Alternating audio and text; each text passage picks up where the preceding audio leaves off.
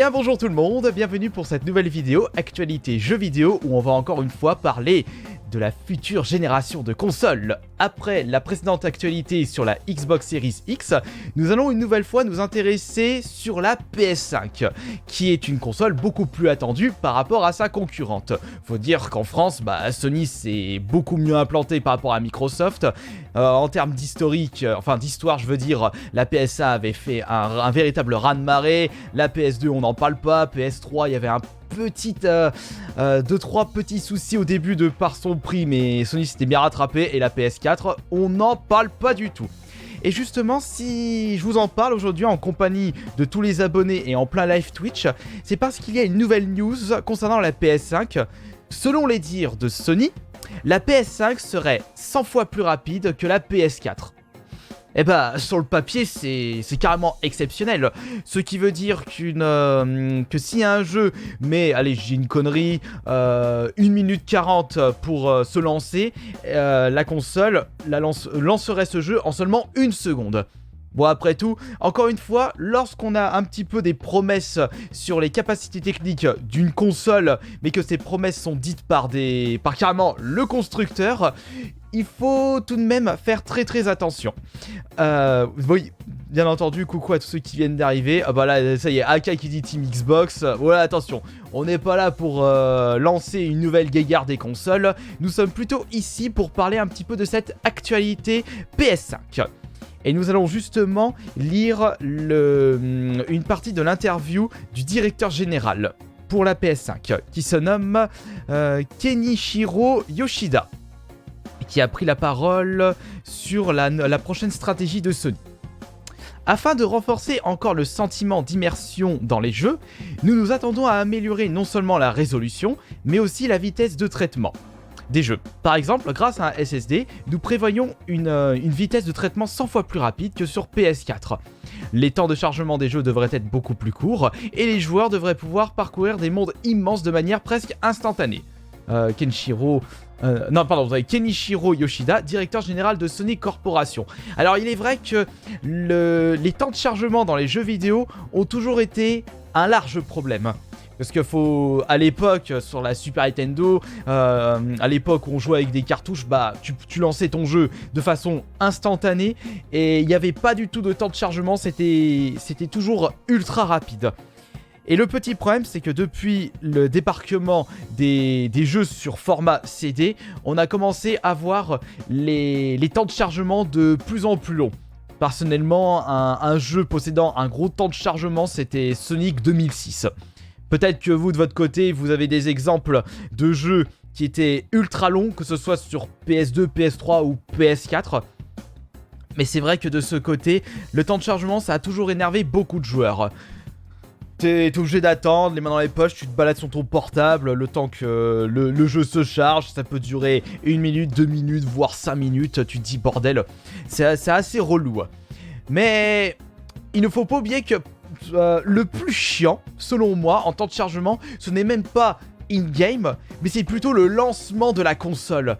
Et je peux vous garantir que lorsque vous lancez votre Xbox One ou votre PS4, le temps de se connecter, après les messages différents messages de sécurité, les logos des consoles, là par contre, vous attendez jusqu'à 5 minutes, voire 10 minutes avant de lancer le jeu. S'il n'y a pas une mise à jour entre temps, ou s'il n'y a pas un pet de travers dans la console. Ah bon, tu trouves que Red Dead c'était le pire en temps de chargement? Mais c'est vrai que in-game, personnellement, dans la génération PS4 et Xbox One, je n'ai pas ressenti de gros temps de chargement in-game. Pour moi, le pire, ça reste le temps de chargement quand tu démarres la console, mais également le temps de chargement quand tu démarres le jeu. Parce que le temps de montrer les différents acteurs qui ont développé le jeu, la bécane utilisée, je sais pas, Unreal Engine par exemple, l'introduction, les cinématiques, là aussi ça vous mettez 5 minutes de plus. Et c'est vrai que pour moi, ce sont les temps de chargement les plus chiants dans les générations actuelles. Et je vois très mal Sony proposer une rapidité 100 fois supérieure pour sa prochaine console. Peut-être que ce sera une vitesse 100 fois supérieure pour très certainement certains temps de chargement, mais pas la totalité des temps de chargement. C'est pour cela que je n'aime pas trop lorsque ça joue sur les mots. C'est assez chiant. Il y a également un autre message de la part du directeur général. C'est par rapport justement à la puissance de la prochaine console. En combinant la vitesse de traitement, le retour haptique et l'audio, alors je sais même pas ce que ça veut dire, retour haptique, nous allons améliorer l'expérience proposée par la PS4 et faisons de la PS5 une véritable console next-gen dotée d'expériences de jeu qui étaient impossibles d'offrir jusqu'à présent. On va dire que c'est ça, c'est un petit peu le but d'une prochaine console. Si tu ne proposes pas une nouvelle expérience aux joueurs, ça sert strictement à rien de proposer une nouvelle console aux joueurs. Bien entendu, cette nouvelle expérience, ça dépend du constructeur. Ça peut être une nouvelle expérience qu'on n'a jamais vue auparavant, comme par exemple la Switch, avec une console hybride. Ça, c'était vraiment une nouvelle expérience super top. On peut s'attendre à une nouvelle expérience en termes de graphisme. Oui, là, vous aurez le droit à de la 8K, vous aurez le droit à du 120 FPS. Alors là, ce sera vraiment un carton plein. Mais encore une fois, là, ça m'énerve parce que, certes, la PS5 peut proposer une meilleure expérience en graphisme, mais il faudra le support adapté, les télés qui vont avec. Parce qu'avec ma téloche qui peine à proposer de la bonne 4K, ce n'est pas avec une console plus puissante que je vais avoir de meilleurs graphismes. Et on va dire que les consoles, enfin je veux dire les téloches qui proposent une qualité somptueuse en termes d'image, eh ben c'est pas à la portée de toutes les bourses. Faudra s'attendre à payer genre la télé 2000, 3000 euros si c'est pas plus. Je suis pas au courant du marché actuel des 8K ou des téloches qui proposent la 4K ultra poussée, mais ce ne sera pas au même prix que la PS5. D'ailleurs, en parlant de prix, la PS5, on n'a toujours pas de news par rapport à ça. On sait pas si elle va coûter 400, 500, 600 euros, et il faudra s'attendre à tout et n'importe quoi.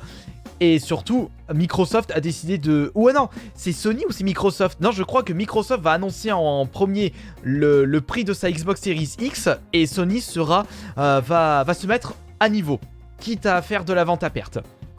Ah, salut Fougère, comment vas-tu? Alors, il faudra que les développeurs s'adaptent aussi. Oui, exact. Parce que c'est bien beau de proposer une super bécane, mais il faut au moins que les développeurs arrivent à l'utiliser pleinement. Si je peux vous donner deux exemples, c'était en fin de vie des consoles. L'un des jeux PS2 qui a le plus poussé la PS2, c'est God of War. Même aujourd'hui, on se demande comment les développeurs ont réussi à pousser la PS2 à son paroxysme. Non, à son, je veux dire, à ses limites. Et concernant la PS3, eh bien, je crois que c'était Last of Us, le premier qui a vraiment poussé la PS3 à son maximum. Et encore une fois, ça c'est... Voilà, paroxysme, merci. Et encore une fois, c'est bien de proposer aux joueurs des bécanes surpuissantes, mais si les développeurs ne suivent pas, ça sert strictement à rien. Et ça, encore une fois, ce sont des termes marketing à double tranchant. Bon, après tout, Sony utilise justement ces termes-là pour donner du rêve aux joueurs. Regardez, la PS5 sera 100 fois plus puissante à la PS4. De part de son côté psychologique, cette phrase donne beaucoup de rêves à beaucoup de joueurs. Et c'est un petit peu ça le but de Sony. Et ils utilisent cette tactique marketing depuis leur début. Donner du rêve. Et il n'y a pas que Sony et dans le milieu du jeu vidéo qu'on utilise ces techniques marketing. Pour donner envie à des joueurs ou à des consommateurs d'acheter tel ou tel produit, faut vendre du rêve. Et justement, en utilisant le terme « la console sera 100 fois plus puissante que la PS4 », tout de suite, cela donne des paillettes à des joueurs. Mais moi, personnellement, je m'en tamponne le couscous de cette phrase-là, puisque... je sais pertinemment qu'on ne pourra pas proposer une console 100 fois plus puissante en termes de... Non, 100 fois plus rapide. Parce qu'on ne pourra pas utiliser une console aujourd'hui où dès que tu la démarres, eh bien tu pourras tout de suite démarrer le jeu. C'est impossible. Entre les, comme je disais, entre les temps de connexion, le temps de mettre le jeu, le temps de le lancer, plus les cinématiques, les différents acteurs des jeux et de la console. Non, non, c'est impossible. Pour moi, c'est impossible. Du coup, je regarde un petit peu vos commentaires. Alice, c'est ça que je trouve plus important. Du coup, j'ai oublié de voir c'était quoi. Il faudrait que les développeurs s'adaptent aussi. Ah oui, c'était toi qui avais dit ça. Oui, justement, c'était très pertinent de ta part. Et je pense que la PS4 va être au moins à 600 €. Alors aujourd'hui, je pense qu'ils peuvent proposer une console à 600 € par rapport à la PS3 qui était à 600 € alors que c'était à l'époque, c'était en 2006. Et là, les entreprises ont commencé à habituer les joueurs, enfin pas les joueurs, mais plutôt les consommateurs à acheter des produits high-tech de plus en plus chers, comme par exemple du côté de chez iPhone. Là, on n'hésite plus à acheter le dernier iPhone à plus de 1000 €. Alors maintenant, ça va moins choquer aux joueurs d'acheter une nouvelle console à 600 €. Mais c'est vrai que si on compare 600 € la PS5 ou la Xbox Series X par rapport aux petits 300 € de la Nintendo Switch, il y aura pas besoin de chercher loin pour une famille lambda s'il n'a pas trop les moyens d'acheter une console. Enfin bon, s'ils ont les moyens d'acheter le dernier iPhone, ils auront logiquement les moyens d'acheter la PS5. Enfin voilà, je crois que la Xbox Series X coûtera 400 €. Je trouve que ce sera pas si... Je trouve que ce sera un petit peu trop bas, 400 €. Peut-être 500 €. Moi je pense que le prix de la PS5 et de la Xbox Series X, ce sera aux alentours de 500 €. Après, ce n'est qu'un avis personnel. Mais pour en terminer avec cette news, c'est de la poudre de perle à papa. On lance des paillettes aux joueurs qui rêveraient d'avoir la PS5 et qui souhaitent entendre ce qu'ils désirent, c'est-à-dire une console surpuissante, sans vraiment s'intéresser en détail sur les différentes prochaines caractéristiques de celle-ci. Enfin bon, après, ne faut pas oublier que ce n'est pas la console qui fait tout, c'est avant tout les jeux ainsi que les exclusivités. Si Sony avec la PS5 propose de superbes exclusivités dès sa sortie, c'est bon, elle fera un carton plein. Mais s'il n'y a pas les jeux qui iront avec la PS5, là ça risque d'être compliqué. Enfin bon, Sony, contrairement à Microsoft, ils ont quand même une grosse fanbase et des fans qui seront prêts à acheter la console même s'il n'y a aucun jeu dès le début. Alors que du côté de Microsoft avec les Xbox, ce n'est pas du tout le cas. Enfin voilà, donc j'espère que cette petite news sur l'actualité jeux vidéo avec la PS5 qui devrait sortir fin de cette année vous aura plu. Et je vous fais... Oui exact, la PS2 elle coûtait 450 € à l'époque. Et pourtant, elle était partie comme des petits pains. Parce qu'elle proposait le lecteur DVD, ce qui n'était pas quelque chose de répandu à l'époque. Donc c'était vraiment une console qui proposait un lecteur DVD et la nouvelle PlayStation. C'est pour ça aussi qu'elle avait bien marché malgré son prix qui était assez excessif. Enfin voilà, donc merci beaucoup de votre présence pour cette vidéo actualité jeux vidéo. Et bah on se dit à tout de suite sur le live Twitch. De très gros bisous et je continuerai à vous proposer des vidéos d'actualité de ce style là. Merci à tous ceux qui étaient présents et présentes sur cette vidéo d'actualité.